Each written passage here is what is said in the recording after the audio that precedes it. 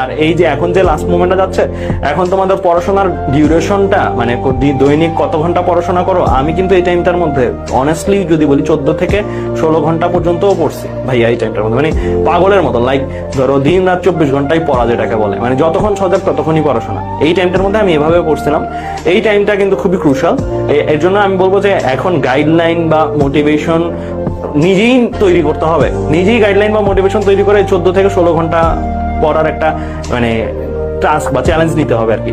মানে যতক্ষণ সজাগ ততক্ষণই পড়তেছো, খাইতেছো, পড়তেছো, ঘুমাইতেছো, দ্যাটস ইট। এরই তোমার লাইফ, অ্যান্ড এর বাইরে আর কিছু না। সো এইভাবে একটু নিজেকে তৈরি করো।